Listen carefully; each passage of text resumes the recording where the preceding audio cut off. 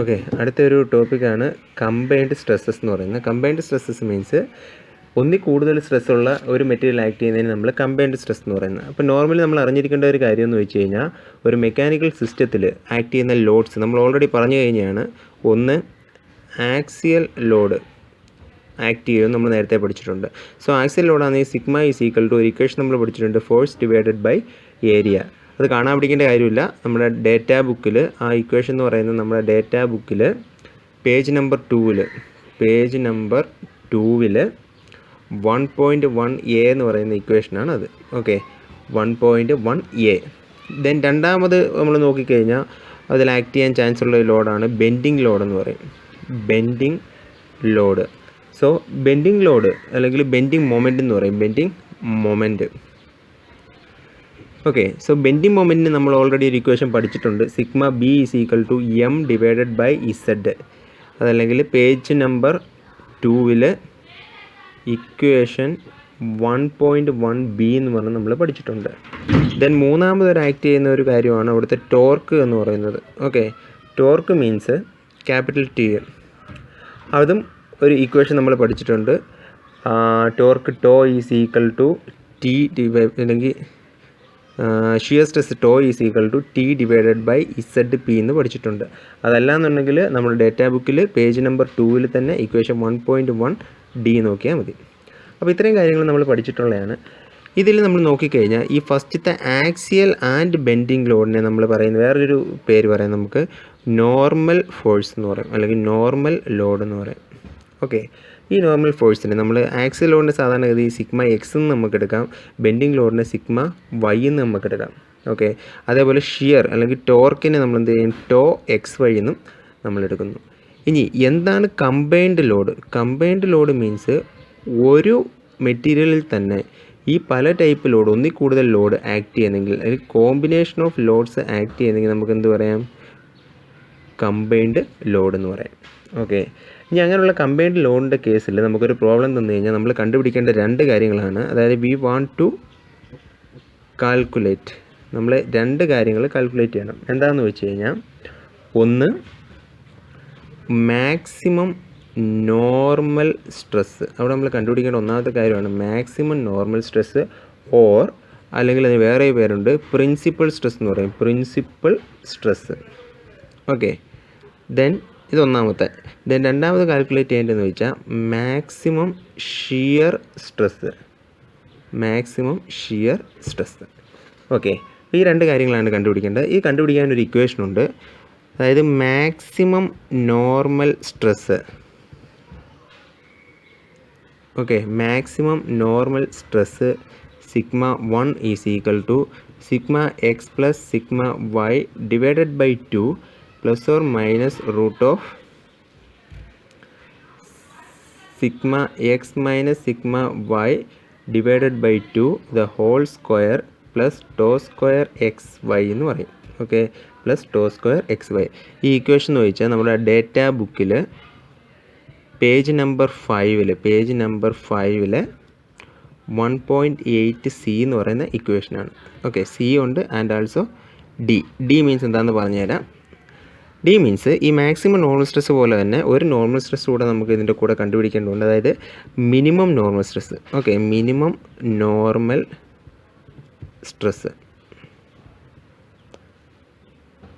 ആ minimum normal stress നമ്മൾ എടുക്കുന്നത് സിഗ്മ 2 എന്നാണ്. സിഗ്മ 2 ഈസ് ഈക്വൽ ടു നമ്മൾ ഈ എഴുതിയ ഇക്വേഷൻ്റെ ഈ ഒരു ഭാഗത്ത് എന്ത് വരും, മൈനസ് വരും. ആ ഒരു പ്രത്യേകത മാത്രമേ ഉള്ളൂ. പ്ലസിന് വരെ എന്ത് വരും, മൈനസ് വരും. That means sigma X plus sigma Y by 2 minus ബാക്കി sigma X minus sigma Y the whole square divide by 2 plus tau square X Y എന്ന് വരും. ടോ സ്ക്വയർ എക്സ് വൈ റൂട്ടിനകത്താണ്, ശ്രദ്ധിച്ചോണം. ഓക്കെ, ഇനി സിഗ്മ 1ഉം സിഗ്മ 2ഉം നമ്മൾ കണ്ടുപിടിച്ചു. ഇനി അടുത്തതെന്ന് പറയുന്നത് മാക്സിമം ഷിയർ സ്ട്രെസ് കൂടെ നമ്മൾ കണ്ടുപിടിക്കണം. Maximum shear stress. Maximum shear stress കണ്ടുപിടിക്കാനും ഒരു ഇക്വേഷൻ ഉണ്ട്. Tau X Y is equal to sigma 1 minus sigma 2 divided by 2. Okay, അതും ഇക്വേഷൻ 1.8 പേജ് നമ്പർ 5 ആണ്. Page number 5. ഓക്കെ, അപ്പോൾ കമ്പൈൻഡ് സ്ട്രെസ്സ് എന്ന് പറഞ്ഞു കഴിഞ്ഞാൽ കമ്പൈൻഡ് സ്ട്രെസ്സ് എന്നൊരു ഇത് വന്നു കഴിഞ്ഞാൽ അതായത് പ്രോബ്ലംസിലാണ് നമുക്ക് കൂടുതലായിട്ട് വരുന്നത്. ഒരു മെറ്റീരിയൽ ഒന്നിലധികം സ്ട്രെസ് ആക്ട് ചെയ്യുന്ന കേസ് വന്നാൽ ഫോർ എക്സാമ്പിൾ ആക്സിയലും ബെൻഡിങ്ങും വന്നു കഴിഞ്ഞാൽ അത് കണ്ടുപിടിക്കണം. ടോ എന്ന് പറയുന്നത് 0 ആയിട്ട് എടുത്തോണം. ഓക്കെ, അല്ലെങ്കിൽ ആക്സിലാണെങ്കിൽ അങ്ങനെ, ഇത് 3ഉം വന്നു കഴിഞ്ഞാൽ അങ്ങനെ, ആ ഒരു രീതിയിൽ പ്രോബ്ലം നമുക്ക് ചെയ്യണം. ഓക്കെ, ഇത്രയും ക്ലിയർ ആയല്ലോ. ഇനി നമുക്ക് ഒരു പ്രോബ്ലത്തിലോട്ട് പോകാം. അതിൻ്റെ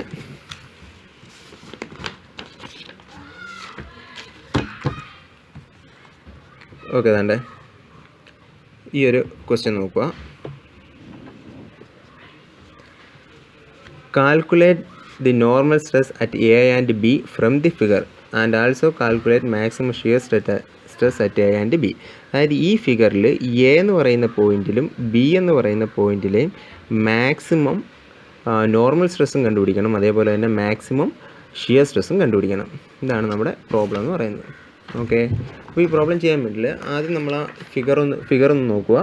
ഫിഗറിൽ നമുക്ക് അറിയാം ഒരു കാൻറ്റിലിവർ ബീമാണ്, അതിൽ 50 mm ഡയമീറ്ററാണ്, ഒരു സർക്കുലർ റോഡുണ്ട് 50 mm diameter, 250 mm length, then axial load 15 kN, then bending load 3 kN, then twisting അല്ലെങ്കിൽ ടോർക്ക് 1 kN എന്ന് കൊടുത്തിട്ടുണ്ട്. അപ്പം അങ്ങനെയാണെങ്കിൽ നമുക്ക് എയുടെയും ബിയുടെയും കണ്ടുപിടിക്കാൻ വേണ്ടി നമുക്ക് എന്ത് കണ്ടുപിടിക്കണമെങ്കിൽ ഇതിൽ നമുക്ക് സിഗ്മ എക്സും സിഗ്മ വൈയും ടോ എക്സ് വൈയും ഒക്കെ വേണം. അപ്പോൾ അതുകൊണ്ട് നമ്മൾ ആദ്യം പറയുന്നു, ഫസ്റ്റ് നമ്മൾ ആക്സിയൽ ലോഡ് കൺസിഡർ ചെയ്യുന്നു. Okay, axial force.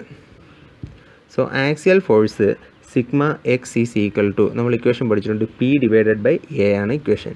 പി എന്ന് പറയുന്നത് എത്രയാണ്? 15 kN ആണ്. അതിൻ്റെ ന്യൂട്ടണിലേക്ക് മാറ്റിക്കണം. 15 × 10⁻³ ഡിവൈഡഡ് ബൈ എ, സർക്കുലർ റോഡാണ്. So pi D square divided by 4 എന്ന് പറയാം.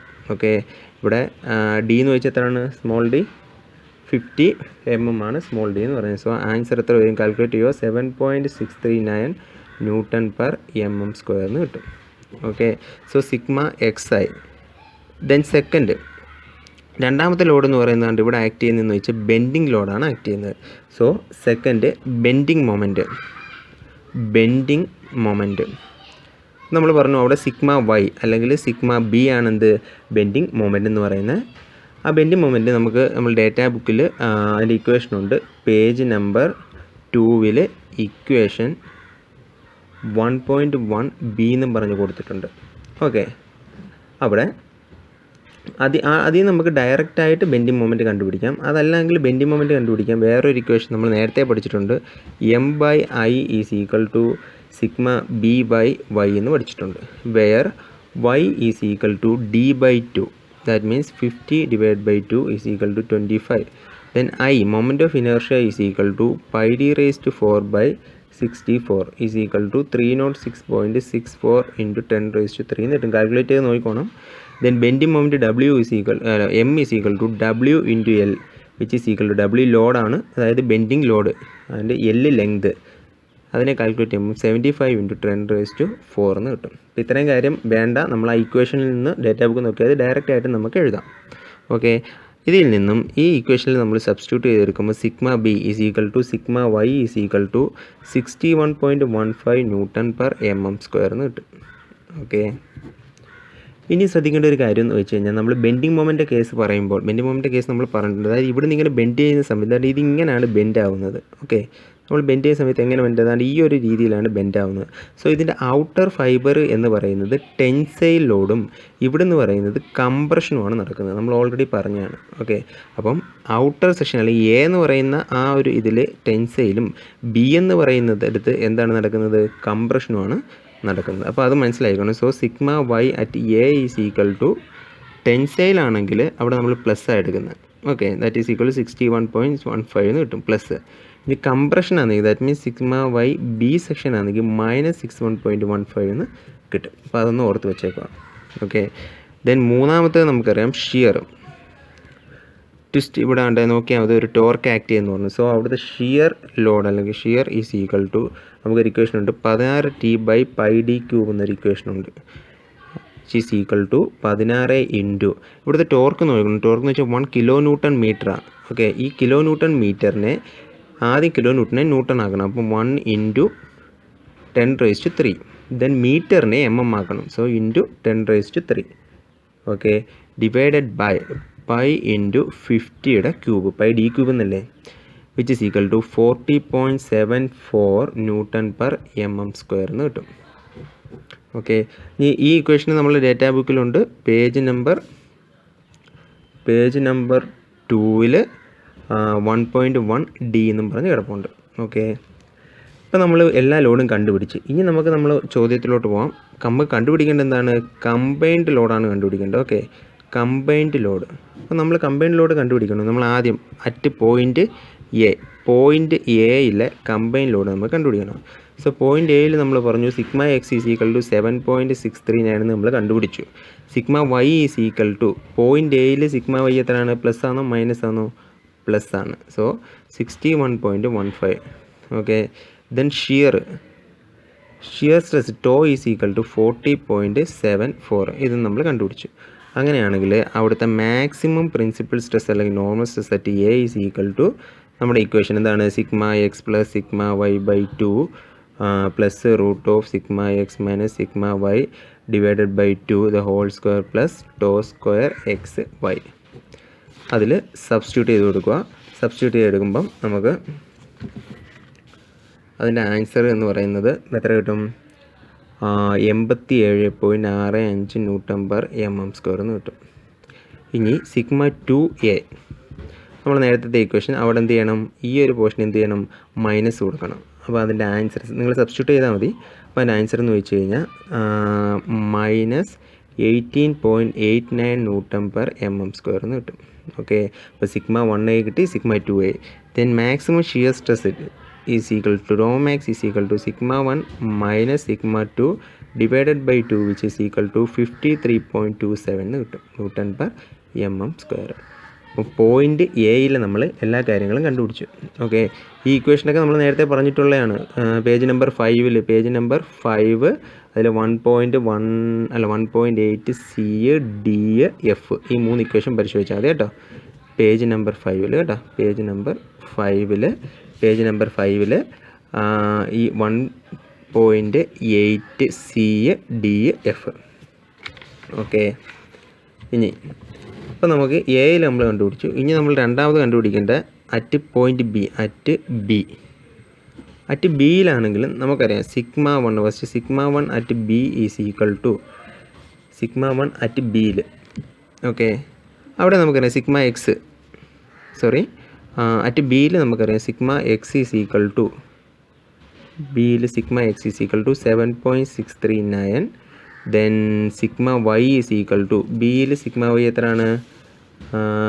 മൈനസ് ആണ്. ഓക്കെ, കാരണം എന്താണ്? അവിടെ കംപ്രഷനാണ് നടക്കുന്നത്. സോ എത്ര വരും? -61.15 ന്യൂട്ടൺ പെർ mm സ്ക്വയർ എന്ന് വരും. ടോ എക്സ് വൈ നമുക്കറിയാം 40.74. അങ്ങനെയാണെങ്കിൽ sigma 1 B is equal to നമ്മുടെ ഇക്വേഷൻ ഏതാണ്? Sigma X plus sigma Y by 2 plus sigma X minus sigma Y എന്ന് പറഞ്ഞ് നമ്മൾ സബ്സ്റ്റിറ്റ്യൂട്ട് ചെയ്ത് കൊടുത്തു കഴിഞ്ഞാൽ sigma 1 B is equal to 21.99 newton per mm square എന്ന് കിട്ടും. Then sigma 2 B is equal to അതായത് ഈ ഇക്വേഷനിൽ തന്നെ നടുക്ക് എന്ത് ചെയ്യുക? മൈനസ് കൊടുക്കുക. അപ്പോൾ എന്ത് വരും? -75.4 ന്യൂട്ടൺ പെർ mm സ്ക്വയർ എന്ന് കിട്ടും. Then tau max is equal to 48. അതായത് sigma 1 minus sigma 2 by 2 48.695 newton per mm square എന്ന് കിട്ടും. അപ്പോൾ ഇങ്ങനെയാണ് നമ്മൾ കണ്ടുപിടിക്കേണ്ടത്. ഒരു കമ്പൈൻഡ് ലോഡ് ഒരു ക്വസ്റ്റ്യൻ തന്നു കഴിഞ്ഞാൽ നമ്മൾ ശ്രദ്ധിച്ചോണം അതിനകത്ത് ഏതൊക്കെ ടൈപ്പ് ലോഡുകളുണ്ട്. ഓരോ ലോഡും നമ്മൾ ആദ്യം കണ്ടുപിടിക്കുക. അതിനുള്ള ഇക്വേഷനെല്ലാം നമ്മുടെ ഡേറ്റാ ബുക്കിലുണ്ട്. ദെൻ കമ്പൈൻഡ് ലോഡ് എന്ന് പറയുമ്പോൾ combined load at point A എടുക്കുക. പോയിൻറ്റ് എയിൽ സിഗ്മ എക്സ് ഉണ്ട്, സിഗ്മ വൈ ഉണ്ട്, ദെൻ ഷിയർ സ്ട്രെസ് ഉണ്ട്. അതിൻ്റെ കമ്പൈൻഡ് ലോഡ് കണ്ടുപിടിക്കുക. അതിൻ്റെ മാക്സിമം പ്രിൻസിപ്പൽ സ്ട്രെസ് കണ്ടുപിടിക്കുക. ദെൻ അറ്റ് ബിയിൽ മാക്സിമം പ്രിൻസിപ്പൽ സ്ട്രെസ് കണ്ടുപിടിക്കുക, ഷിയർ സ്ട്രെസ് കണ്ടുപിടിക്കുക. ഓക്കെ, അപ്പോൾ ഇത്രയാണ് നമ്മുടെ ഈ പ്രോബ്ലം എന്ന് പറയുന്നത്.